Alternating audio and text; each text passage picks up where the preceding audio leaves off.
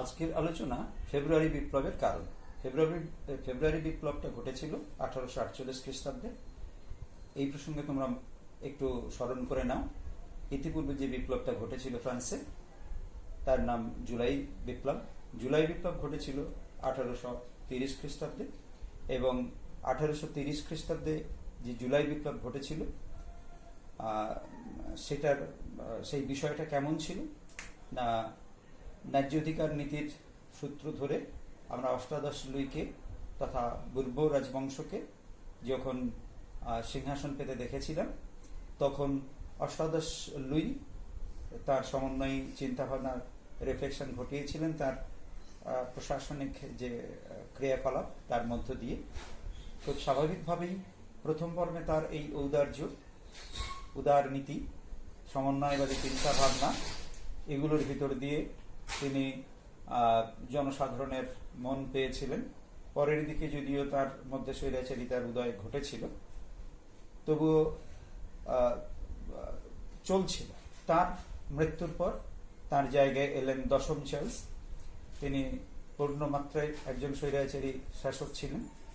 তার স্বৈরাচারিতায় কে প্রত্যক্ষ করেছিল ফ্রান্সের মানুষজন, এবং তার কাজকর্ম উদারপন্থী মানুষদের চিন্তা কারণ হয়েছিল, এবং তিনি জনপ্রিয়তা অর্জন করতে ব্যর্থ হন। খুব স্বাভাবিকভাবেই মানুষজন অর্থাৎ ফরাসিবাসী আরেকটা বিপ্লবের জন্য প্রস্তুতি নিতে থাকেন, এবং সেই সূত্রে আমরা দেখলাম 1789 খ্রিস্টাব্দের পর 1830 খ্রিস্টাব্দে আরেকটা বিপ্লব ঘটল, এবং সেখানে আমরা বুর্বো রাজবংশের পতন ঘটতে দেখলাম আরো একবার। এবং তার জায়গায় আমরা লক্ষ্য করলাম অর্লিয়ান্স বংশ প্রতিষ্ঠিত হলো। অর্লিয়ান্স বংশের প্রতিষ্ঠার মধ্য দিয়ে আমরা লুই ফিলিপকে পেলাম। লুই ফিলিপের শাসন সুপ্রতিষ্ঠিত হলো এখানে। লুই ফিলিপ একটু উদারপন্থী ছিলেন, কিন্তু তা সত্ত্বেও তার পরবর্তী কালের কাজকর্মের মধ্যে স্বৈরাচারিতা এত প্রবল হয় যে তিনি জনপ্রিয়তা হারিয়েছিলেন, এবং খুব স্বাভাবিকভাবেই তার কাজকর্মের মধ্য দিয়ে বিপ্লবী পরিবেশ পুনরায় জাগ্রত হয় বা ফিরে আসে। এবং তার সেই যে সংকট, সেই সংকটের মূলে কোন কোন কারণগুলো আছে যা ফ্রান্সকে তৃতীয়বারের জন্য অর্থাৎ 1848 খ্রিস্টাব্দের ফেব্রুয়ারি মাসে আরেকটা বিপ্লবের সম্মুখীন করলো ফ্রান্সকে, সেই যে কাজকর্মগুলো সেই কারণগুলো আমরা অনুসন্ধান করব। এটাই আমাদের আজকের কাজ, এবং সেক্ষেত্রে আমরা বিপ্লবের কারণ অনুসন্ধান করে কয়েকটি কারণকে এখানে প্রস্তাবিত করেছি। বুর্জোয়া প্রাধান্য, এই বুর্জোয়া প্রাধান্য প্রসঙ্গে বলবো যে বুর্জোয়া তার যে শাসন ব্যবস্থা অর্থাৎ লুই ফিলিপের যে শাসন ব্যবস্থা, সেই শাসন ব্যবস্থাতে আমরা দেখলাম যে ফ্রান্সে বুর্জোয়া শ্রেণীর প্রাধান্য প্রতিষ্ঠিত হয়, এবং কৃষক ও শ্রমিক স্বার্থ যথারীতি ক্ষুণ্ণ হয়। খুব স্বাভাবিকভাবেই এই শ্রেণী ক্ষুব্ধ হয়েছিল। তাই বুর্জোয়া প্রাধান্যকে, সাধারণ মানুষের স্বার্থকে উপেক্ষার পথে ঠেলে দিয়েছিল। পরবর্তী বিষয় স্বৈরাচারী নীতি। এখানে জনগণ তার এই শাসন ব্যবস্থাতে বাস্তবত আশাহত হয়েছিল। কারণ কি? জুলাই বিপ্লবের মধ্য দিয়ে একজন সাংবিধানিক প্রধান হিসেবে তিনি নিজেকে ঘোষণা করেছিলেন। কেমন? আমরা কার কথা বলছি? লুই ফিলিপের কথা।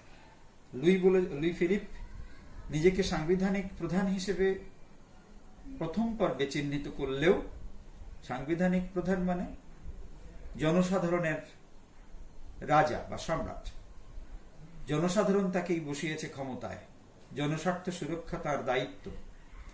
এইরকম একটা মনোভাব তার মধ্য দিয়ে প্রথম পর্বে প্রকাশ পেয়েছিল। কিন্তু এভাবে সাংবিধানিক প্রধান হিসেবে শপথ নিলেও বাস্তবে তিনি ফ্রান্সের স্বৈরাচারী নীতি গ্রহণ করেছিলেন। খুব স্বাভাবিকভাবেই জনগণ এতে আশাহত হবে। পরের পয়েন্টে হচ্ছে রাজনৈতিক দলের বিরাগ ভাজন। ফ্রান্সে অনেক রাজনৈতিক দল এর উপস্থিতি লক্ষ্য করা যায়। সেই সব রাজনৈতিক দল অর্থাৎ যারা লেজিটিমিস্ট ছিলেন, বোনাপার্টিস্ট ছিলেন, এমনকি প্রজাতান্ত্রিক ও সমাজতান্ত্রিক দলগুলি জুলাই রাজতন্ত্র তথা লুই ফিলিপের যে কার্যকলাপ সেগুলোকে আদৌ সুনজরে দেখেননি এবং লুই ফিলিপ বিরুদ্ধবাদী একটা মানসিকতা জন্ম নিয়েছিল এই সমস্ত রাজনৈতিক দলগুলোর মধ্যে। তারা স্বৈরাচারী রাজতন্ত্রের বিরুদ্ধে আচরণ করতে শুরু করেন এবং তারা একত্রিত হন বা লুই ফিলিপের স্বৈরাচারী ক্রিয়াকলাপ এই সমস্ত রাজনৈতিক দলগুলিকে একত্রিত হতে সাহায্য করেছিল। পরের বিষয় হচ্ছে শ্রমিক শ্রেণীর ক্ষোভ। শ্রমিক শ্রেণীর ক্ষোভের মধ্যে আমাদের খুব স্বাভাবিকভাবেই এই যে সরকারের ঔদাসীন্য, এই সরকারের ঔদাসীন্যই শ্রমিক শ্রেণীর মধ্যে ক্ষোভ সঞ্চার করে বা সৃষ্টি করে। সরকার শ্রমিকদের জন্য ভাবছে না, আর এটার কারণেই শ্রমিক শ্রেণীর মধ্যে ক্ষোভের সৃষ্টি হচ্ছে। এটাই স্বাভাবিক ব্যাপার। কম পারিশ্রমিক সেটা তাদের একটা কারণ ছিল, তাদের ক্ষোভের অবশ্যই কারণ। অধিক সময় দান করবে, অর্থাৎ অধিক সময় ধরে কাজ করবে বা শ্রমদান করবে, অথচ কম পারিশ্রমিক পাবে, অস্বাস্থ্যকর পরিবেশে থাকবে। সুতরাং সেগুলি তাদের স্বাস্থ্যহানির কারণ। সরকার এ বিষয়ে উদাসীন থাকবে। সুতরাং এদের জীবনযাত্রা হবে একেবারেই দুর্বিষহ এবং সরকারের এই জাতীয় যে উদাসীন্য সেগুলোকে তারা আর মানতে পারছিল না। তাই সরকারি বিরোধী মানসিকতা তাদের মধ্যে জন্ম নিয়েই ছিল। পরের পয়েন্ট হচ্ছে দুর্বল বিদেশ নীতি। দুর্বল বিদেশ নীতি বলতে কি বোঝানো হচ্ছে? লুই ফিলিপ তিনি সবসময় যুদ্ধ এড়িয়ে চলার চেষ্টা করতেন। তিনি একটু শান্তিবাদী নীতিতে বিশ্বাসী ছিলেন। তাই দেশের অভ্যন্তরীণ বিষয়ে বা বৈদেশিক ক্ষেত্র উভয় ক্ষেত্রেই তিনি মধ্যপন্থার নীতিতেই বিশ্বাসী ছিলেন। খুব স্বাভাবিকভাবেই জনগণের আস্থা কুড়াতে তিনি ব্যর্থ হন। কেন? যুদ্ধ যদি এড়িয়ে চলেন সেটা তো ভালো, কিন্তু মনে রাখতে হবে সমকালীন যে ফরাসিবাসী তারা কিন্তু রাজাকে যুদ্ধ করতে দেখতে চাইতো, যুদ্ধের জয় দেখতে চাইতো। যুদ্ধ করা শুধু না, যুদ্ধের জয় দেখতে চাইতো। সুতরাং এই যে জয়ের প্রতি বিশেষ যে তাদের দৃষ্টিভঙ্গি, এটা সমকালীন ফরাসিবাসীর মধ্যে একটা স্বাভাবিক প্রবণতা ছিল। সুতরাং এই বিদেশ নীতি, রাজার এই ধরনের বিদেশ নীতি তাদের চোখে দুর্বলতারই নামান্তর। অর্থনৈতিক সংকট, ষষ্ঠ পয়েন্ট।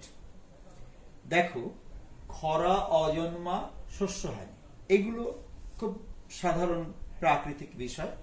এখানে সবসময় সরকারের মোকাবিলা করার হাত বিশেষ থাকে না। সমকালীন পরিবেশ পরিস্থিতি বা সেই যুগের পরিপ্রেক্ষিতে বিচার করলে আমরা এই কথা কিছুটা মেনে নিতে পারি। কিন্তু বেকারত্ব বৃদ্ধি পাচ্ছে উত্তরোত্তর। আগে বললাম কৃষক এবং শ্রমিক শ্রেণীর যে উপেক্ষা, সরকারের যে উপেক্ষা এদের প্রতি, সেই জনিত কারণে এদের প্রাত্যহিক জীবনযাত্রার মান নেমে যাচ্ছে। তারা ছিল দরিদ্র, দরিদ্রতর হচ্ছে, এইভাবে তাদের দারিদ্র বাড়ছে। লুই ফিলিপের দমন নীতি আর এক উজ্জ্বল পদক্ষেপ, যা বিপ্লবের সম্মুখীন করে ফেলেছিল ফ্রান্সকে।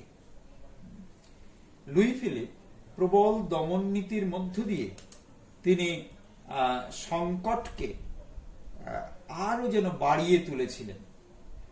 এই সমস্ত পরিস্থিতি মধ্য দিয়ে ফ্রান্স এগোচ্ছিল। লুই ফিলিপ ব্যর্থ হয়েছিলেন এই যাবতীয় সংকটকে মোকাবিলা করতে।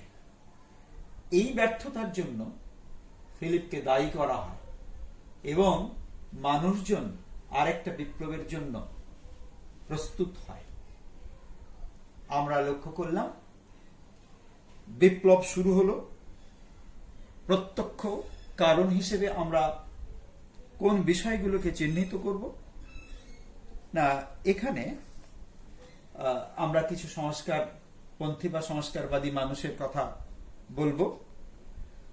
1848 খ্রিস্টাব্দের 22 ফেব্রুয়ারি লা মার্টিন, তিয়ের, লুই ব্ল্যাঙ্কি প্রমুখ নেতৃবৃন্দ গণতান্ত্রিক শাসন আর ভোটাধিকার সম্প্রসারণের দাবিতে আন্দোলন শুরু করেন। কিন্তু খুব শীঘ্রই বিক্ষুব্ধ জনতা লুই ফিলিপের পদত্যাগ দাবি করে। ভোটাধিকার সম্প্রসারণের দাবি এরা করলেন, কিন্তু জনগণ পদত্যাগের দাবি করে। কেন পদত্যাগের দাবি করছেন? অন্যান্য কারণ যা আছে। এই দাবির ভিত্তিতে সরকারি প্রত্যুত্তর কি হয়েছিল না, লুই ফিলিপের প্রধানমন্ত্রী গিজো তিনি গুলি চালনার নির্দেশ দিলেন। তার গুলি চালনার মধ্য দিয়ে আমরা দেখলাম 23 জন নিহত হন এবং আহত হন 30 জন মানুষ। খুব স্বাভাবিকভাবেই আমরা দেখলাম যে 1848 খ্রিস্টাব্দে 24 ফেব্রুয়ারি রাজা ভয় পেয়ে সিংহাসন ত্যাগ করে ইংল্যান্ডে পালিয়ে যাচ্ছেন। কেন না, মানুষজন এত ক্ষিপ্ত হয়েছে, জনতা এত ক্ষিপ্ত হয়েছে, তারা তীব্র যে পদত্যাগের দাবি তীব্র থেকে তীব্রতর করে তুলেছে।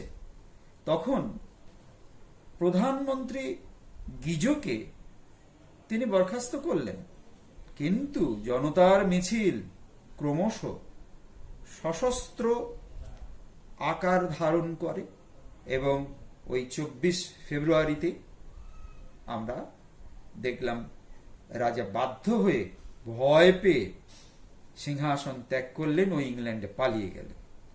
স্বাভাবিকভাবেই 1830 খ্রিস্টাব্দে যে জুলাই রাজতন্ত্রের পত্তন ঘটেছিল বা সূচনা ঘটেছিল, তার আজ পতন ঘটল। 26 ফেব্রুয়ারি তার পতন ঘটল। কোন বিপ্লবের মধ্য দিয়ে? 48 সালের ফেব্রুয়ারি বিপ্লবের মধ্য দিয়ে। কেমন? তাহলে এইগুলোই ছিল এই 1848 খ্রিস্টাব্দের ফেব্রুয়ারি বিপ্লবের কারণ। এবং আমরা দেখলাম কি, এই রাজতন্ত্রের অবসানের পর প্রজাতন্ত্রী এবং সমাজতন্ত্রীরা মিলিতভাবে ফ্রান্সকে প্রজাতন্ত্র হিসেবে ঘোষণা করল। ওকে, আজকের আলোচনা ফেব্রুয়ারি বিপ্লবের কারণ। ফেব্রুয়ারি বিপ্লবটা ঘটেছিল 1848 খ্রিস্টাব্দে। এই প্রসঙ্গে তোমরা একটু স্মরণ করে নাও, ইতিপূর্বে যে বিপ্লবটা ঘটেছিল ফ্রান্সে তার নাম জুলাই বিপ্লব। জুলাই বিপ্লব ঘটেছিল 1830 খ্রিস্টাব্দে এবং 1830 খ্রিস্টাব্দে যে জুলাই বিপ্লব ঘটেছিল সেই বিষয়টা কেমন ছিল না, ন্যায্য অধিকার নীতির সূত্র ধরে আমরা অষ্টাদশ লুইকে তথা বুর্ব রাজবংশকে যখন সিংহাসন পেতে দেখেছিলাম, তখন অষ্টাদশ লুই তার সমন্বয়ী চিন্তাভাবনার রিফ্লেকশন ঘটিয়েছিলেন তার প্রশাসনিক যে ক্রিয়াকলাপ তার মধ্য দিয়ে। খুব স্বাভাবিকভাবেই প্রথম পর্বে তার এই উদার নীতি, সমন্বয়বাদী চিন্তাভাবনা, এগুলোর ভিতর দিয়ে তিনি জনসাধারণের মন পেয়েছিলেন। পরের দিকে যদিও তার মধ্যে স্বৈরাচারিতার উদয় ঘটেছিল, তবুও চলছিল। তার মৃত্যুর পর তার জায়গায় এলেন দশম চার্লস। তিনি পূর্ণমাত্রায় একজন স্বৈরাচারী শাসক ছিলেন। তার স্বৈরাচারিতায় কে প্রত্যক্ষ করেছিল ফ্রান্সের মানুষজন, এবং তার কাজকর্ম উদারপন্থী মানুষদের চিন্তা কারণ হয়েছিল, এবং তিনি জনপ্রিয়তা অর্জন করতে ব্যর্থ হন। খুব স্বাভাবিকভাবেই মানুষজন অর্থাৎ ফরাসিবাসী আরেকটা বিপ্লবের জন্য প্রস্তুতি নিতে থাকেন, এবং সেই সূত্রে আমরা দেখলাম 1789 খ্রিস্টাব্দের পর 1830 খ্রিস্টাব্দে আরেকটা বিপ্লব ঘটল, এবং সেখানে আমরা বুরবো রাজবংশের পতন ঘটতে দেখলাম আরো একবার, এবং তার জায়গায় আমরা লক্ষ্য করলাম অর্লিয়ান্স বংশ প্রতিষ্ঠিত হলো। অর্লিয়ান্স বংশের প্রতিষ্ঠার মধ্য দিয়ে আমরা লুই ফিলিপকে পেলাম। লুই ফিলিপের শাসন সুপ্রতিষ্ঠিত হলো এখানে। লুই ফিলিপ একটু উদারপন্থী ছিলেন, কিন্তু তা সত্ত্বেও তার পরবর্তী কালের কাজকর্মের মধ্যে স্বৈরাচারিতা এত প্রবল হয় যে তিনি জনপ্রিয়তা হারিয়েছিলেন, এবং খুব স্বাভাবিকভাবেই তার কাজকর্মের মধ্য দিয়ে বিপ্লবী পরিবেশ পুনরায় জাগ্রত হয় বা ফিরে আসে, এবং তার সেই যে সংকট, সেই সংকটের মূলে কোন কোন কারণগুলো আছে যা ফ্রান্সকে তৃতীয়বারের জন্য অর্থাৎ 1848 খ্রিস্টাব্দের ফেব্রুয়ারি মাসে আরেকটা বিপ্লবের সম্মুখীন করলো ফ্রান্সকে, সেই যে কাজকর্মগুলো সেই কারণগুলো আমরা অনুসন্ধান করব। এটাই আমাদের আজকের কাজ, এবং সেক্ষেত্রে আমরা বিপ্লবের কারণ অনুসন্ধান করে কয়েকটি কারণকে এখানে উপস্থাপিত করেছি। বুর্জোয়া প্রাধান্য, এই বুর্জোয়া প্রাধান্য প্রসঙ্গে বলবো যে বুর্জোয়া তার যে শাসন ব্যবস্থা অর্থাৎ লুই ফিলিপের যে শাসন ব্যবস্থা, সেই শাসন ব্যবস্থাতে আমরা দেখলাম যে ফ্রান্সে বুর্জোয়া শ্রেণীর প্রাধান্য প্রতিষ্ঠিত হয়, এবং কৃষক ও শ্রমিক স্বার্থ যথারীতি ক্ষুণ্ণ হয়। খুব স্বাভাবিকভাবেই এই শ্রেণী ক্ষুব্ধ হয়েছিল, তাই বুর্জোয়া প্রাধান্যকে, সাধারণ মানুষের স্বার্থকে উপেক্ষার পথে ঠেলে দিয়েছিল। পরবর্তী বিষয় স্বৈরাচারী নীতি। এখানে জনগণ তার এই শাসন ব্যবস্থাতে বাস্তবত আশাহত হয়েছিল। কারণ কি? জুলাই বিপ্লবের মধ্য দিয়ে একজন সাংবিধানিক প্রধান হিসেবে তিনি নিজেকে ঘোষণা করেছিলেন। কেমন? আমরা কার কথা বলছি? লুই ফিলিপের কথা। লুই ফিলিপ নিজেকে সাংবিধানিক প্রধান হিসেবে প্রথম পর্বে চিহ্নিত করলেও, সাংবিধানিক প্রধান মানে জনসাধারণের রাজা বা সম্রাট, জনসাধারণ তাকেই বসিয়েছে ক্ষমতায়, জনস্বার্থ সুরক্ষা তার দায়িত্ব, এইরকম একটা মনোভাব তার মধ্য দিয়ে প্রথম পর্বে প্রকাশ পেয়েছিল। কিন্তু এভাবে সাংবিধানিক প্রধান হিসেবে শপথ নিলেও বাস্তবে তিনি ফ্রান্সের স্বৈরাচারী নীতি গ্রহণ করেছিলেন। খুব স্বাভাবিকভাবেই জনগণেতে আশাহত হবে। পরের পয়েন্টে হচ্ছে রাজনৈতিক দলের বিরাগ ভাজন। ফ্রান্সে অনেক রাজনৈতিক দল এর উপস্থিতি লক্ষ্য করা যায়।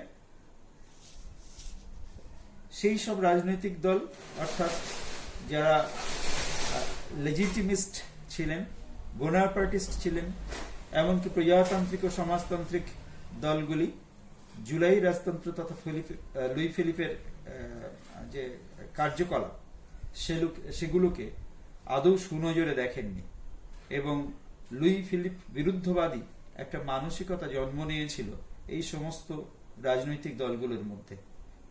তারা স্বৈরাচারী রাজতন্ত্রের বিরুদ্ধে আচরণ করতে শুরু করেন, এবং তারা একত্রিত হন, বা লুই ফিলিপের স্বৈরাচারী ক্রিয়াকলাপ এই সমস্ত রাজনৈতিক দলগুলিকে একত্রিত হতে সাহায্য করেছিল। পরের বিষয় হচ্ছে শ্রমিক শ্রেণীর ক্ষোভ। শ্রমিক শ্রেণীর ক্ষোভের মধ্যে আমাদের খুব স্বাভাবিকভাবেই এই যে সরকারের ঔদাসীন্য, এই সরকারের ঔদাসীন্যই শ্রমিক শ্রেণীর মধ্যে ক্ষোভ সঞ্চার করে বা সৃষ্টি করে। সরকার শ্রমিকদের জন্য ভাবছে না, আর এটার কারণেই শ্রমিক শ্রেণীর মধ্যে ক্ষোভের সৃষ্টি হচ্ছে। এটাই স্বাভাবিক ব্যাপার। কম পারিশ্রমিক, সেটা তাদের একটা কারণ ছিল, তাদের ক্ষোভের অবশ্যই কারণ। অধিক সময় দান করবে, অর্থাৎ অধিক সময় ধরে কাজ করবে বা শ্রমদান করবে, অথচ কম পারিশ্রমিক পাবে, অস্বাস্থ্যকর পরিবেশে থাকবে। সুতরাং সেগুলি তাদের স্বাস্থ্যহানির কারণ। সরকার এ বিষয়ে উদাসীন থাকবে। সুতরাং এদের জীবনযাত্রা হবে একেবারেই দুর্বিষহ, এবং সরকারের এই জাতীয় যে উদাসীন্য, সেগুলোকে তারা আর মানতে পারছিল না। তাই সরকারি বিরোধী মানসিকতা তাদের মধ্যে জন্ম নিয়েই ছিল। পরের পয়েন্ট হচ্ছে দুর্বল বিদেশ নীতি। দুর্বল বিদেশ নীতি বলতে কি বোঝানো হচ্ছে? লুই ফিলিপ তিনি সবসময় যুদ্ধ এড়িয়ে চলার চেষ্টা করতেন। তিনি একটু শান্তিবাদী নীতিতে বিশ্বাসী ছিলেন। তাই দেশের আভ্যন্তরীণ বিষয়ে বা বৈদেশিক ক্ষেত্র, উভয় ক্ষেত্রেই তিনি মধ্যপন্থার নীতিতেই বিশ্বাসী ছিলেন। খুব স্বাভাবিকভাবেই জনগণের আস্থা কুড়াতে তিনি ব্যর্থ হন। কেন? যুদ্ধ যদি এড়িয়ে চলেন সেটা তো ভালো, কিন্তু মনে রাখতে হবে সমকালীন যে ফরাসিবাসী, তারা কিন্তু রাজাকে যুদ্ধ করতে দেখতে চাইতো, যুদ্ধের জয় দেখতে চাইতো। যুদ্ধ করা শুধু না, যুদ্ধের জয় দেখতে চাইতো। সুতরাং এই যে জয়ের প্রতি বিশেষ যে তাদের দৃষ্টিভঙ্গি, এটা সমকালীন ফরাসিবাসীর মধ্যে একটা স্বাভাবিক প্রবণতা ছিল। সুতরাং এই বিদেশ নীতি, রাজার এই ধরনের বিদেশ নীতি তাদের চোখে দুর্বলতারই নামান্তর। অর্থনৈতিক সংকট, ষষ্ঠ পয়েন্ট। দেখো, খরা, অজন্মা, শস্যহানি, এগুলো খুব সাধারণ প্রাকৃতিক বিষয়। এখানে সবসময় সরকারের মোকাবিলা করার হাত বিশেষ থাকে না। সমকালীন পরিবেশ পরিস্থিতি বা সেই যুগের পরিপ্রেক্ষিতে বিচার করবে, আমরা এই কথা কিছুটা মেনে নিতে পারি।